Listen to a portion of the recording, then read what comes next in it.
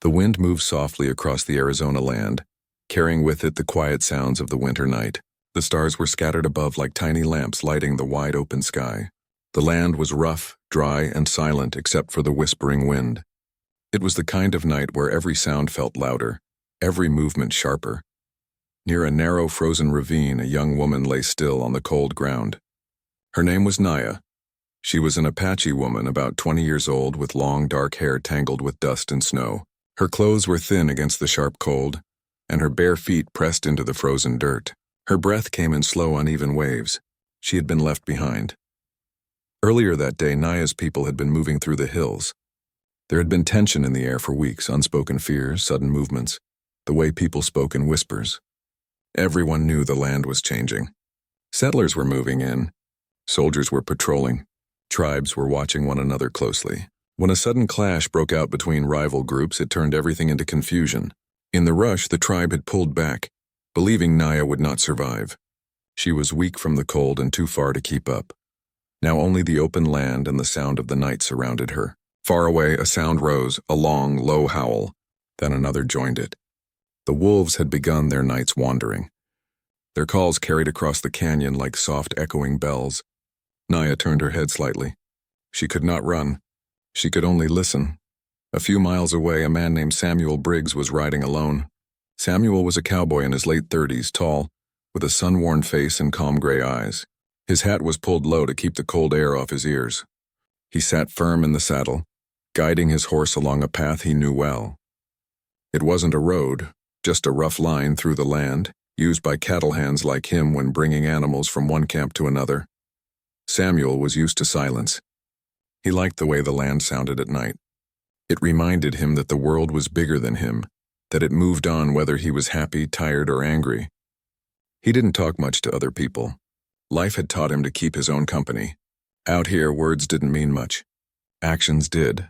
The wind carried the sound of wolves toward him. It was faint but clear, like a faraway song. He stopped his horse, listening.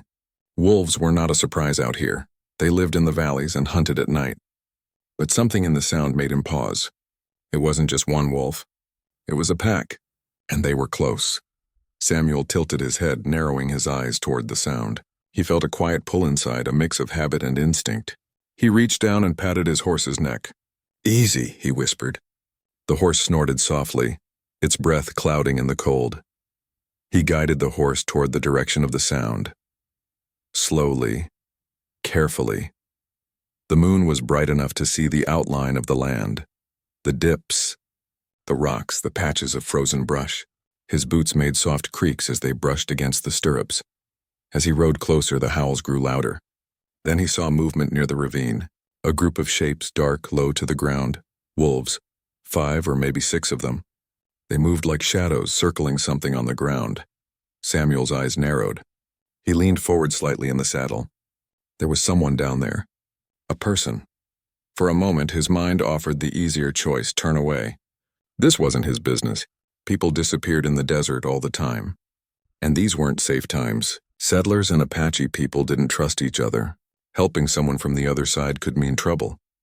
But then he saw her face, pale in the moonlight. She wasn't moving much, but her eyes were open. They were wide and calm, almost too calm. She was watching the wolves, not screaming, not trying to run. Just watching. Samuel felt something shift inside him. He had lived many years on this land. He had seen what the cold could do to a person. He had watched men lose their way at night, their strength fading with every hour. No one deserved to be left like that, not even a stranger. He dismounted slowly, moving with care. The wolves raised their heads. Their eyes glowed faintly in the moonlight. They were cautious but curious. Samuel didn't rush. He reached into his saddlebag and pulled out a long piece of wood wrapped in cloth. Then with steady hands he lit it from the small lantern hanging by his horse. The light grew warm and bright. The wolves stepped back a little, uncertain. They were used to the dark, not fire. Samuel didn't yell or wave wildly. He walked forward slowly, letting the glow push the animals back. He spoke in a low voice to himself, steady and calm. Step by step, the wolves began to retreat. They weren't afraid, but they were not looking for a fight. They melted back into the dark, their shapes disappearing into the brush. The night grew quiet again, except for the sound of wind and the faint breathing of the woman on the ground. Samuel knelt beside her. "Can you hear me?" he asked softly. She blinked once. Her lips parted, but no sound came out. Her breathing was shallow. She looked tired in a way that went beyond the night. Samuel gently wrapped his coat around her shoulders. The fabric was rough but warm. She trembled as the warmth touched her skin. He lifted her carefully, feeling how light she was. His horse shifted nervously as he approached, still uneasy from the wolves' scent. Samuel whispered softly to calm it, then lifted Naya up into the saddle before climbing up behind her. She was too weak to hold herself upright, so he wrapped one arm gently around her to keep her steady. The ride back to the small cabin took time. The cold bit at his face and the wind grew sharper as the night deepened. But he kept going, guiding the horse along the narrow path that led to a small wooden shack tucked between two rocky hills. It wasn't much. A roof, a door, a little stove. But it was shelter. When they arrived, he pushed the door open with his shoulder and carried her inside. The cabin was dark, but Samuel knew where everything was. He set her down gently on a small bed covered with wool blankets. Then he knelt by the stove, lighting a small fire. Warmth slowly filled the air, pushing back the freezing night. Naya lay very still, her eyes half open. She didn't speak, but she watched him closely. There was a quiet strength in her gaze, even in her weakness. She didn't look like someone ready to give up. Samuel removed his gloves, his fingers red from the cold. He poured a bit of water into a tin cup and placed it near the fire to warm. Then he looked back at her. He didn't know her name. He didn't know her story, but he could see that she was someone who had walked through something heavy and had been left to face the night alone. He gave her the warm water slowly, letting her sip it in small amounts. She coughed softly but drank. The firelight flickered across her face, showing her sharp features and tired eyes. Outside, the wolves' howls grew faint, fading into the distance. The land returned to its quiet rhythm. Samuel sat on a wooden chair near the bed. He didn't speak. He just watched the fire, listening to its soft crackle.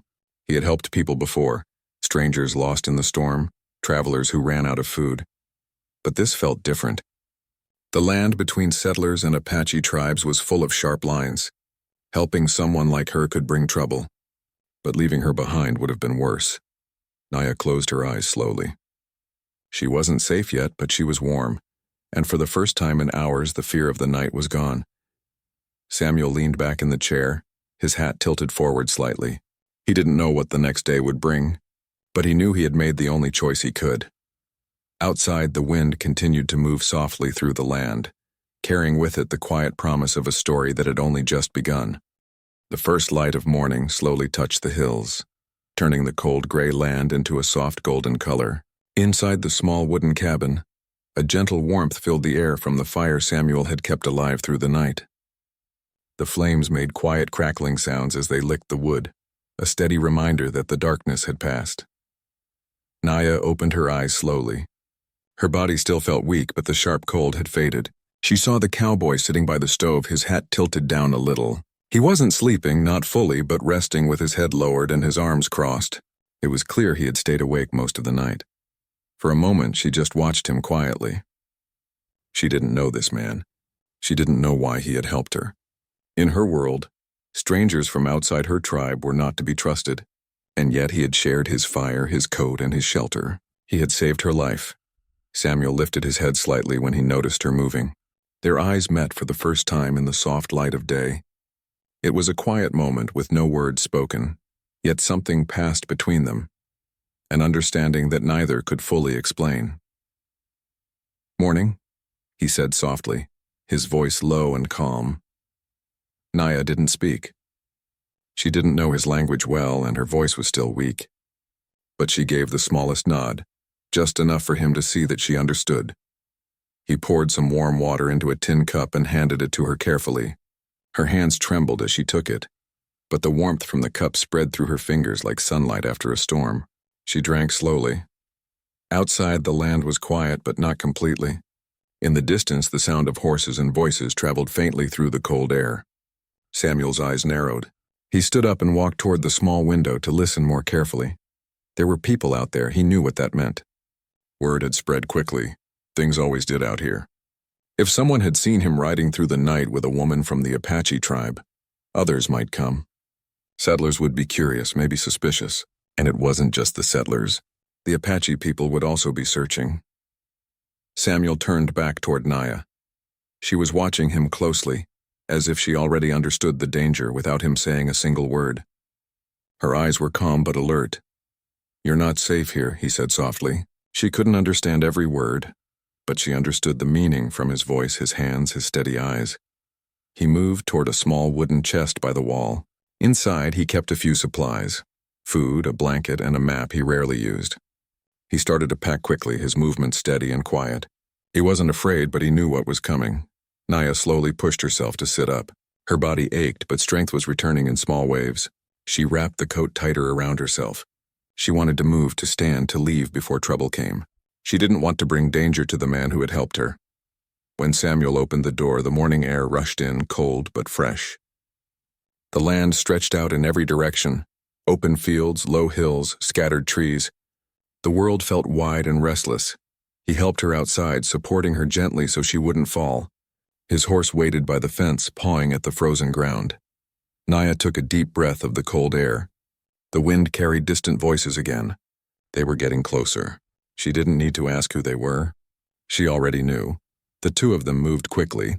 Samuel led the horse while Naya walked slowly beside him at first, leaning on his arm for balance. The sun was still low, casting long shadows across the land. They didn't speak. There was no need. Their steps were quick but quiet, guided by the sound of the wind and the instinct to keep moving. As they climbed a small ridge, Samuel stopped and looked down.